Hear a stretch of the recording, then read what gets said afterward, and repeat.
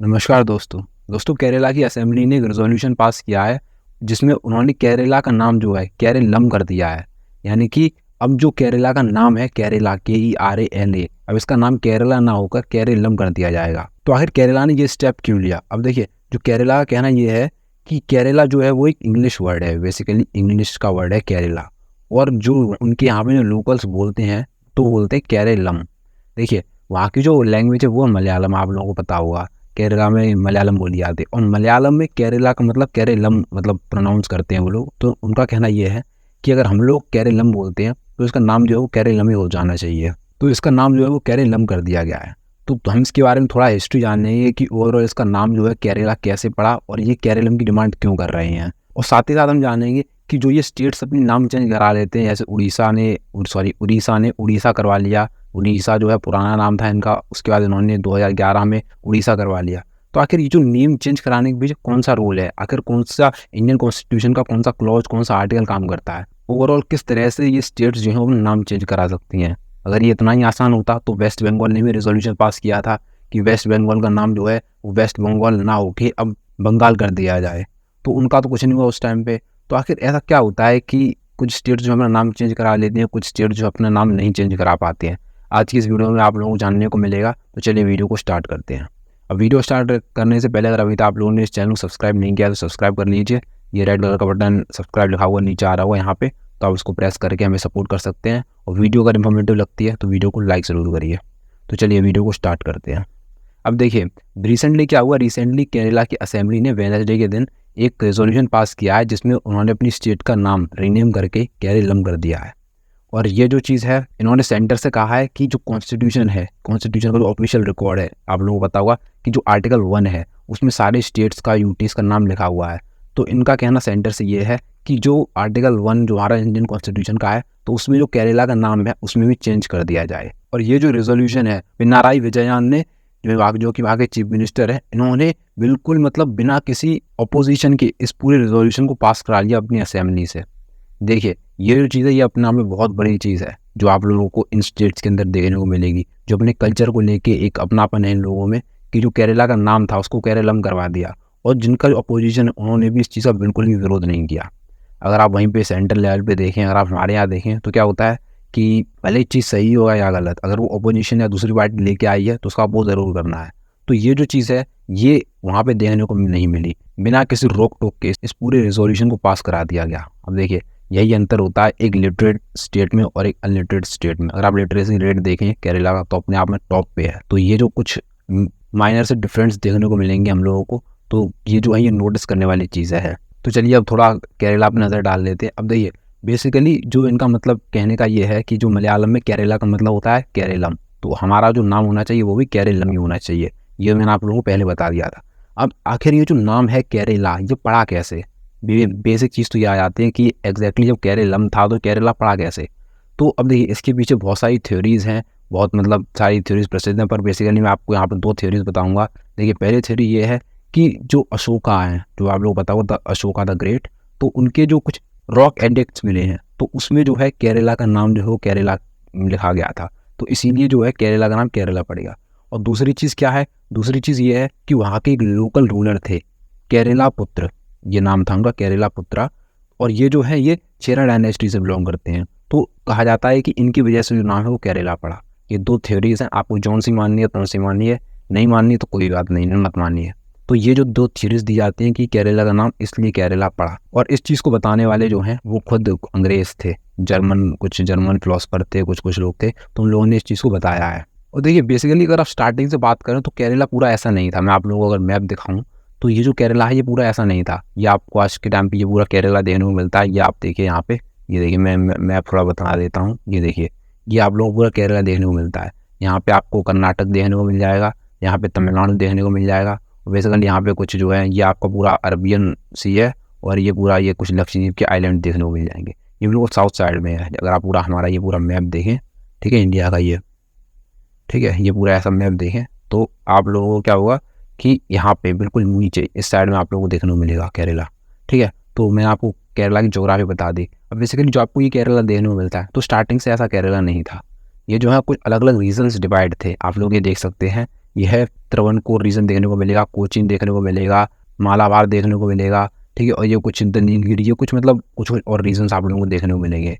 अब देखिए अगर मैं आपको बात करूँ ईयर 1920 की, तो ये 1920 में इन लोगों ने एक यूनिफाइड केरला मूवमेंट स्टार्ट किया, जिसमें इन लोगों ने क्या कहा, ये लोग एकजुट होकर एक जगह गैदर हुए। इनका कहना ये था कि जब ये पूरा का पूरा जो एरिया है, ये पूरा रीजन ही जब मलयालम बोलता है, एक ही भाषा बोलता है, इन सबकी सेम हिस्ट्री है, रिचुअल सेम है, इनका जो कल्चर है, ट्रेडिशन है, वो सारा सेम है, जब जितने सारे कस्टम्स हैं वो सब सारे सेम है, तो ये जो है पूरा का पूरा एक स्टेट बना देना चाहिए।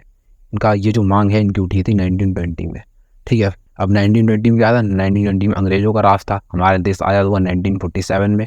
तो उसके बाद 1 जुलाई 1949 को बेसिकली जो ये तीन, बेसिकली मैंने आपको बताया ना कि जो जितनी भी है ये सारी इंडिविजुअल थी, यानी कि पूरी सेपरेट थी, ये अब केरला नहीं था उस टाइम पे। तो 1949 में बेसिकली जो दो एरिया आप लोगों को देखने को मिल जाएंगे, ये है त्रावणकोर ये वाला और ये कोचीन, ठीक है ना, इन दोनों को मिला दिया गया, ठीक है। कब मिलाया गया, 1949 में। ईयर याद रखना आप लोग, 1949 की बात हो रही है ये। और इसको मिलाने के बाद इसको बोला गया त्रावणकोर कोचीन स्टेट, ये इसका पूरा एक नाम पड़ गया। और फिर मतलब सन 1949 से लेके 1956 तक यही चला, ठीक है। अब आप कहेंगे 1956 तक चला, उसके बाद मतलब क्या केरला कैसे बना? तो देखिए मैं आप लोगों को आगे बता रहा हूँ केरला कैसे बना है। तो देखिए हमारा कॉन्स्टिट्यूशन बना था 1950 में। उसके बाद 1953 में एक डिमांड उठी कि लैंग्वेज के बेसिस पे स्टेट्स को बना देना चाहिए, ठीक है। अब आप लोग देखिए कम्युनिटी में बताइए कि पहली स्टेट कौन सी थी जो लैंग्वेजेस के बेसिस पे बनी थी, यानी कि जो भाषा के आधार पर पहली स्टेट कौन सी थी। मैं भी देखूँ कि आप लोगों को कितनी नॉलेज है इन चीज़ों के बारे में, आप लोग कमेंट सेक्शन में बताइए, नहीं तो लास्ट में मैं इस वीडियो में बताऊंगा आप लोगों को कि ओवरऑल क्या उसका आंसर है। दिसंबर 1953 में स्टेट रीऑर्गेनाइजेशन कमीशन बनाई जाती है। अब इस कमीशन का काम क्या था? इस कमीशन का काम ये था कि ये पता करना कि लैंग्वेज के बेसिस पे क्या स्टेट्स को बनाया जा सकता है। इस कमीशन का काम सिर्फ इतना सा था। अब देखिए क्योंकि आप लोगों को पता है कि इंडिया बहुत ज़्यादा डाइवर्स कंट्री है, हर 100 किलोमीटर पे जो है लैंग्वेज चेंज हो जाती हैं, तो इस चीज़ को कंफर्म करने के लिए क्या लैंग्वेजेस के बेसिस पे जो है स्टेट्स बनाई जा सकती हैं, तो इन्होंने कमीशन बनाई थी। तो इस कमीशन ने फाइनली एक रिपोर्ट सबमिट की जिसका कहना ये था कि हाँ लैंग्वेज के बेसिस पे जो है स्टेट का फॉर्मेशन किया जा सकता है। तो उसके बाद से 1 नवंबर 1956 ये वो डेट थी जब जो है इन्होंने केरला को बनाया। जो बाकी जो रीजन थे मालाबार आप लोगों को देखने को मिलेंगे, देखिए ये दोनों रीजन तो पहले से ही कंबाइन कर दिए थे, त्रावणकोर कोची स्टेट बना दिया था इन दोनों को मिला के।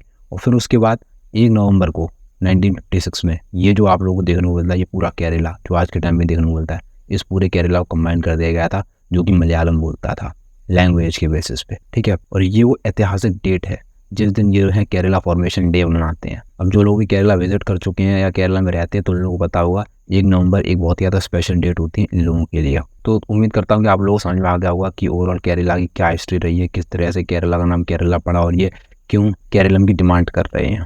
तो हम देखते हैं कि ओवरऑल जो ये नाम चेंज कराते हैं किस बेसिस पे कराते हैं। आखिर अगर जैसे किसी भी स्टेट का अगर नाम चेंज कराना हो तो उसे क्या चीज़ फॉलो करनी पड़ती है?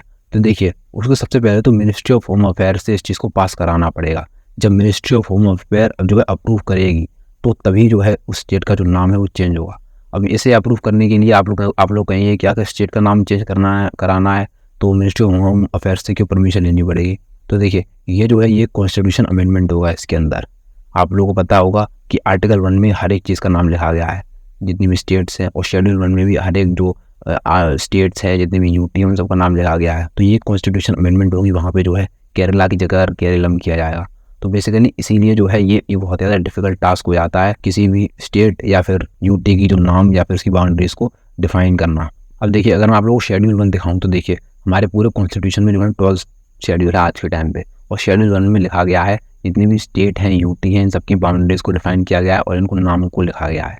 और आर्टिकल 3 के अनुसार अगर किसी भी जो स्टेट है उसकी एरिया को इंक्रीज़ करना हो या फिर उसकी एरिया को डिक्रीज़ करना हो या फिर उसकी जो बाउंड्रीज है उसको रीड्रॉ करना हो या फिर किसी 2 स्टेट को जोड़ के एक स्टेट बनानी हो, एक स्टेट को तोड़ के 2 स्टेट बनानी हो, तो ये जो सारी चीज़ हैं ये होती हैं आर्टिकल 3 के अंडर। आर्टिकल 3 में आपको इसमें चेंज करना पड़ेगा।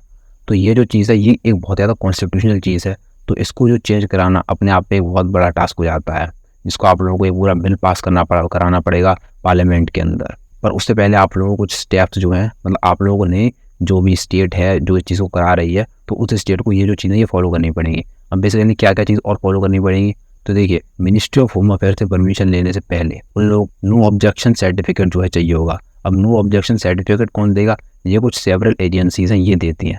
अब ये एजेंसीज कौन कौन सी हैं? तो देखिए सबसे पहले तो मिनिस्ट्री ऑफ रेलवे से आप लोगों को परमिशन लेनी पड़ेगी, ठीक है। अगर जब ये नो ऑब्जेक्टिव जो सर्टिफिकेट है इसको इशू करेंगे कि इनको कोई परेशानी नहीं है इस चीज़ से, तभी ये जो चीज़ें आगे बढ़ेगी। उसके बाद इंटेलिजेंस ब्यूरो हुआ। अब देखिए रेलवे का तो ये सीन है कि जैसे अगर इनको आना है, आप अपना जो रेलवे हैं उन सब चीज़ों में अगर इनको करनी है तो इनको खुद भी अमेंडमेंट करनी पड़ेगी, खुद भी बहुत सारी चेंजेस करनी पड़ेगी। केरला की जगह केरल लिखना पड़ेगा, हर एक जगह में टिकट हुई और भी मतलब प्लेटफॉर्म में बहुत सारे जो हैं, तो बहुत सारे जो चेंजेस है वो करने पड़ते हैं, ठीक है। उसके बाद इंटेलिजेंस ब्यूरो हुआ। डिपार्टमेंट ऑफ पोस्ट हुआ। पोस्ट अगर आप किसी भी चीज़ को भेज रहे हैं तो स्टेट का जो नाम है वो चेंज कराना पड़ता है। सर्वे ऑफ इंडिया हुआ। Register general of India. तो ये जो कुछ एजेंसीज हैं जिससे आप लोगों को नो ऑब्जेक्टिव सर्टिफिकेट लेना पड़ेगा। उसके बाद आप जाएंगे मिनिस्ट्री ऑफ होम अफेयर्स के पास। जब मिनिस्ट्री ऑफ होम अफेयर इस चीज़ को अप्रूव करेगी, उसके बाद जो ये प्रपोजल है इसको भेजा जाएगा पार्लियामेंट के अंदर, और जब पार्लियामेंट इस चीज़ को पास कर देगी उसके बाद प्रेसिडेंट के साइन होने के बाद ये जो चीज़ है, जो एक स्टेट का नाम है वो बदला जाएगा। इतनी लंबी स्टेप्स होती हैं, मतलब आप लोगों को इतनी एजेंसी से परमिशन लेनी पड़ेगी, मिनिस्ट्री ऑफ होम अफेयर से पास कराना पड़ेगा, उससे पहले अपनी जो स्टेट असेंबली है उससे पास कराना पड़ेगा, फिर उसके बाद पूरा पार्लियामेंट से पास कराना पड़ेगा, प्रेसिडेंट के साइन चाहिए।